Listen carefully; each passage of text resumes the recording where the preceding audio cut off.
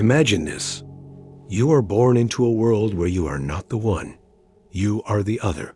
You wake up, and the language you speak, the history you are taught, the very gods people pray to, all of them are crafted by a hand that is not yours. Every mirror you look into has already been framed by someone else, telling you what you are supposed to see. You move through your life. You fall in love. You build a home. You raise children. You grow old. And yet a quiet, persistent question hums beneath the surface of every joy and every sorrow. Am I the subject of my own life, or am I merely the object of someone else's story? This is not a metaphor. This is the diagnosis. And it is the central, haunting paradox that Simone de Beauvoir drops like a grenade into the middle of the 20th century with her book, The Second Six. The book opens with a question so simple, so innocent, that its venom takes a moment to sink in. She quotes Aristotle, "The female is a female by virtue of a certain lack of qualities." And then she stares at that quote, and she stares at the history of philosophy, and she stares at the biology books, and she asks, why? Why is woman the one who is defined by what she is not? Why is man the default, the absolute, while woman is merely the deviation, the other? Think about it. When you say man, you often mean human. But when you say woman, you mean something specific, something limited, something defined in relation to that man. She is the wife of, the daughter of, the mother of. She is the background radiation of humanity. She is the second six. De Beauvoir argues that this is not a natural law written in the stars or in our DNA.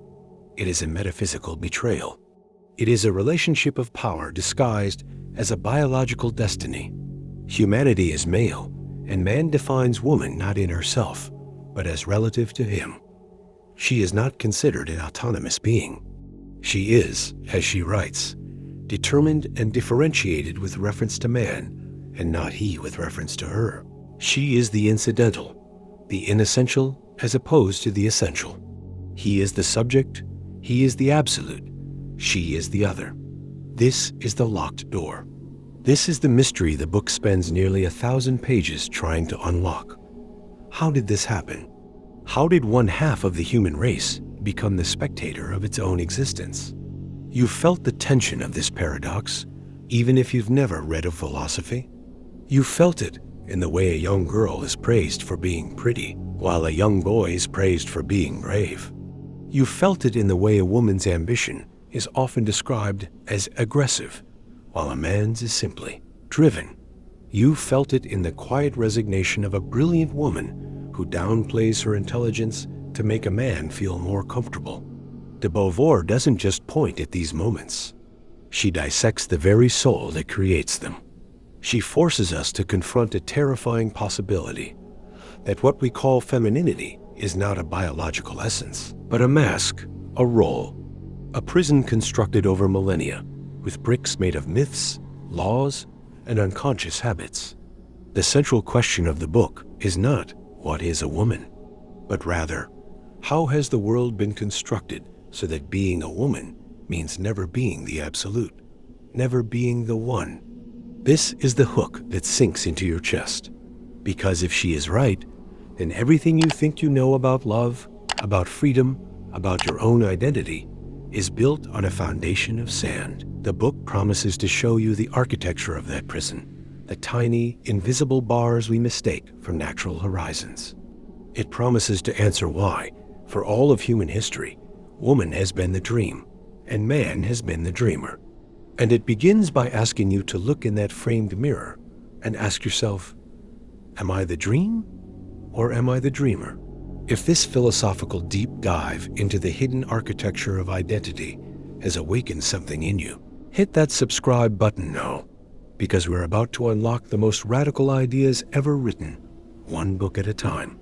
Imagine now that you are not born into this world as a blank slate. You arrive with a body, and that body is immediately interpreted. Before you can speak, before you can choose, the world has already decided what your destiny will be. This is the hidden problem the Beauvoir diagnoses. not biology itself, but the meaning we have poured into biology. She writes the sentence that would become the battle cry of a century. One is not born, but rather becomes a woman. Let that sink in. She is not denying the body. She is not pretending that chromosomes don't exist. She is saying that being a woman is not a fact of nature. It is a process. It is a construction. It is a role you are trained to perform from the moment you take your first breath. And this training is so subtle, so total, that it feels like breathing. It feels like freedom. It feels like you.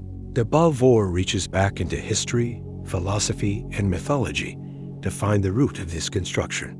She finds it in the most fundamental relationship of all, the relationship between the self and the other. She argues that human consciousness has a deep, perhaps primal, need to define itself against something. To say I am requires a you are not. This is the basis of all tribal identity, all nationalism, all hierarchy. But in this eternal dance of subject and object, man cast himself as the subject, the essential one. And woman? She became the other, the object against which the subject defines himself. This is not a conspiracy. It is a structure so old it predates memory. Look at the myths. Eve is born from Adam's rib, a secondary creation, an afterthought. Pandora is created as a punishment, her curiosity unleashing suffering into the world. Woman is the temptress, the witch, the mysterious abyss. She is nature itself, wild, unpredictable, something to be tamed and cultivated by man's reason. She is not a person, she is a symbol. She is the other. And here is the cruel genius of it. She is complicit in her own otherness, because to exist as the other is to exist in a state of dependency. Her value is not something she creates. It is something she is given. She is beautiful if a man finds her beautiful. She is worthy if she is chosen. She is a mother, a wife, a daughter, always defined by her relation to the absolute. De Beauvoir calls this inauthenticity, a kind of bad faith where woman accepts her role as object because it is easier, safer than the terrifying responsibility of being a free subject. Think of the young girl raised to be pleasing. She learns to smile when she doesn't feel like smiling. She learns to shrink her body, to take up less space. She learns that her value lies in her desirability, not her agency. She becomes an object for others, and in doing so, she loses touch with herself. This is not her fault. This is the architecture of her world. The hidden problem is not that women are weak. It is that they have been systematically denied the conditions under which strength can develop. De Beauvoir is not just describing a social inconvenience. She is describing a metaphysical theft. Woman has been robbed of her transcendence, her ability to project herself into the future, to create, to risk, to be the hero of her own story. She has been trapped in immanence, the repetitive, the cyclical, the domestic. She maintains life, but she does not create it. She is the soil, never the seed. This is the diagnosis. This is the hidden wound. And it bleeds into every corner of existence, shaping not just how men see women, but how women see themselves. The mystery deepens. If this is the disease, what are its symptoms? How does this ancient hierarchy play out in the bedroom, in the boardroom, in the quiet moments of a woman's soul? The book is about to show you. Now witness how this hidden wound bleeds. De Beauvoir takes you by the hand and walks you through the life of a woman, from girlhood to old age, and shows you how the architecture of otherness shapes every stage. It is not a conspiracy of explicit oppression. It is far more insidious. It is the slow, quiet suffocation of possibility. Watch the girl. She is born into a world where her body is already a problem. She is told to cover herself, to sit properly, to not run too fast or laugh too loud. Her body is not hers. It is a spectacle, a thing to be looked at, judged, controlled. She learns that she exists for others. Meanwhile, her brother climbs trees, scrapes his knees, claims the world as his playground. He is encouraged to explore, to take risks, to be. She is encouraged to wait, to please, to become an object of desire rather than a subject of action. Then comes adolescence. The girl becomes aware of her body in a new way, as something that betrays her. Menstruation arrives not as a natural process, but as a curse, a shame, a secret. She is told she is now a woman. But what does that mean? It means she is now available. Available to be looked at, to be wanted, to be taken. Her value rises and falls with her ability to attract. She becomes obsessed with her reflection, not out of vanity, but out of survival. To be ugly is to be worthless. To be beautiful is to exist. De Beauvoir traces this into marriage, that ancient institution where woman is traded like property, her body a vessel for lineage, her labor the invisible engine of the home. Marriage, she argues, is the destiny society offers woman. It is presented as the culmination of her existence. But within it, she is trapped. She is given a kingdom, the home, and told to rule it. But this kingdom is a prison. Her work is repetitive, endless, invisible. She cooks meals that are eaten and forgotten. She cleans rooms that will be dirtied again. She gives life, but she does not shape the world that life enters. She is the guardian of immanence, the endless present, while men stride into the future and make history. And what of love? Here de Beauvoir delivers her most devastating blow. Woman, she says, is raised to believe that love is her highest calling. She is taught to surrender, to give herself completely, to find her meaning in being chosen. But this is a trap. In love, woman seeks to become the entire world for a man. But a man, being the subject, already has a world. He has projects, ambitions, a future. For him, love is a diversion, a comfort, a part of life. For her, love is supposed to be everything. And so she gives and gives, hoping to be filled, hoping to be saved. But she cannot be saved by another. She can only be saved by herself. And she has been taught never to find herself. The consequences ripple outward. The woman who does not marry is pitied. The woman who pursues a career is masculinized. The woman who seeks pleasure is shamed. Every path is blocked or poisoned. Even motherhood, that sacred duty, is twisted. She is expected to sacrifice herself completely for her children, to find her fulfillment in their existence. But this is a lie. A woman is not a saint. She is a human being with her own desires, her own need for transcendence. When she is forced to live through her children, she resents them, and then she hates herself for resenting them. The guilt is endless.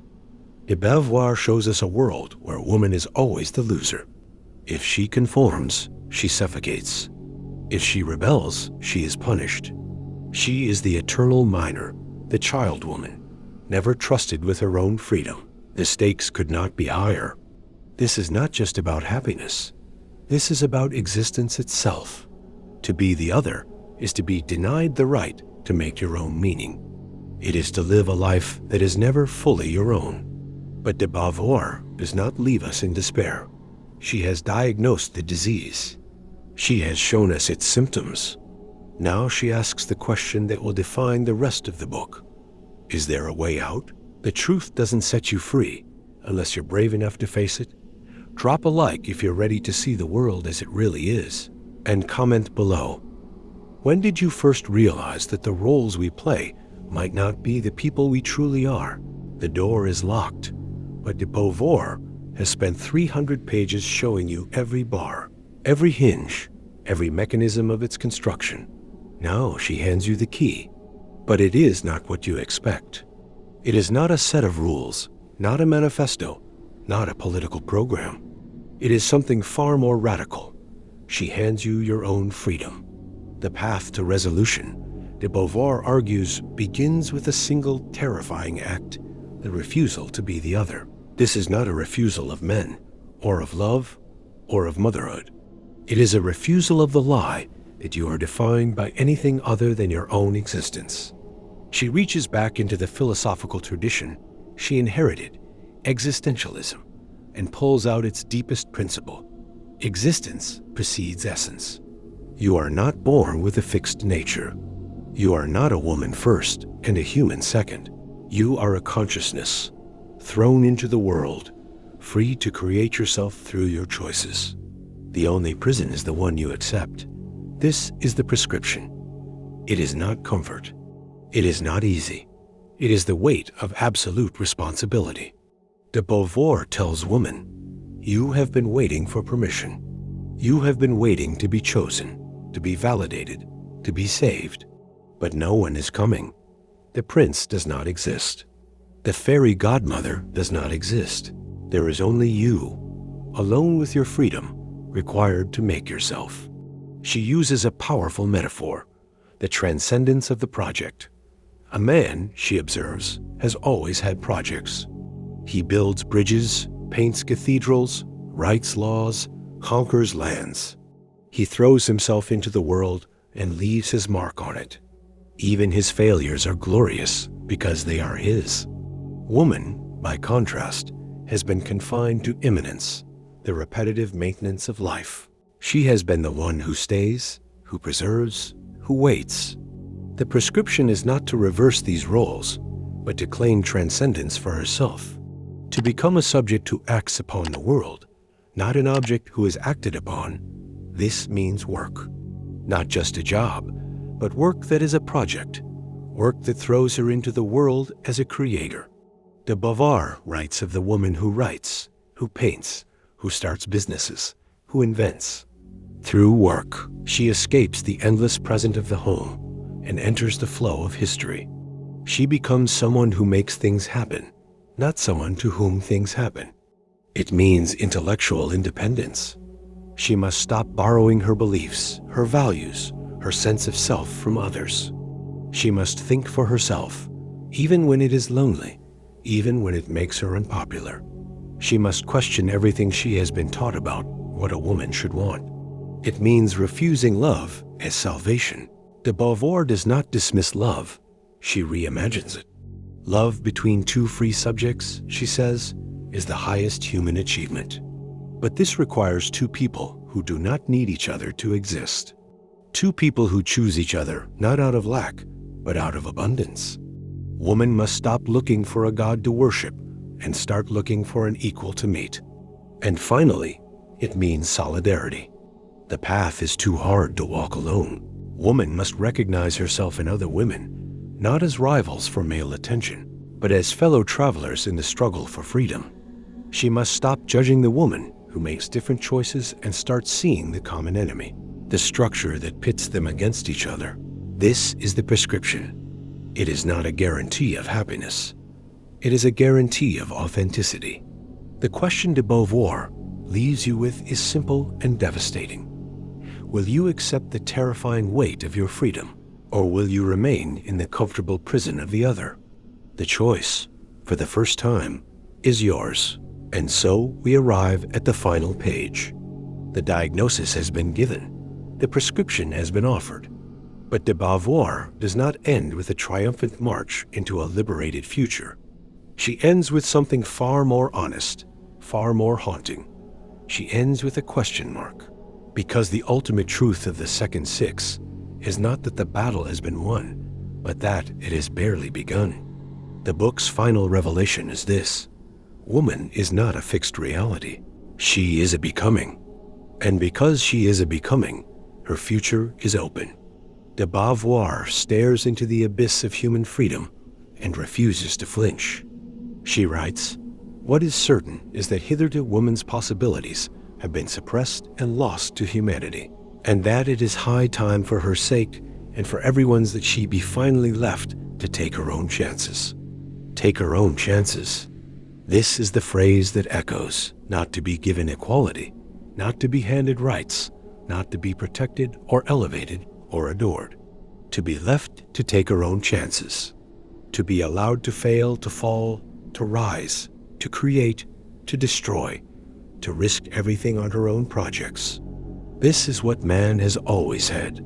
This is what woman has been denied. And this is what de Beauvoir demands. Not a happy ending, but an open one. She forces us to see that the oppression of women is not just a women's issue. It is a human tragedy. Half the species has been maimed, their potential left to rot, their voices silenced, their contributions lost. And in maiming woman, man has also maimed himself.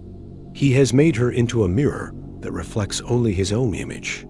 He has lost the gift of being truly seen by an equal. He has lost the possibility of genuine love, of partnership between two free beings. The master is also enslaved by his need for the slave. The paradigm shift de Beauvoir offers is radical in its simplicity. See woman as a human being first, not as a mother, not as a wife, not as a temptress, not as a saint, as a consciousness thrown into the world, struggling to make meaning, just like you. This sounds obvious. It is anything but. It requires dismantling thousands of years of myth, habit, and unconscious assumption. It requires looking at your mother, your wife, your daughter, yourself, and asking, who would you be if you had never been told what to be? De Beauvoir wrote this book in 1949. It was banned by the Vatican. It was called obscene, pornographic, a threat to civilization. And it was, because there is nothing more threatening to a civilization built on lies than the truth. 70 years later, the questions she asked remain unanswered. Women still fight for control over their own bodies. They still battle the expectation to be beautiful, nurturing, self-sacrificing. They still find themselves trapped between the old world and the new, caught in the impossible tension of wanting it all in a world not built for it. But the book is not a dirge. It is a call. It is an invitation to step into the uncertainty of freedom. The final truth of the second six is that you are not the other unless you consent to be. You are not an object unless you forget you are a subject. The mirror has been shattered. The pieces lie at your feet. You can spend your life trying to put it back together, to see yourself as the world has always told you to see yourself. Or you can walk away from the mirror entirely and step into the world as the architect of your own existence. The choice always has been yours. De Beauvoir simply had the courage to tell you so.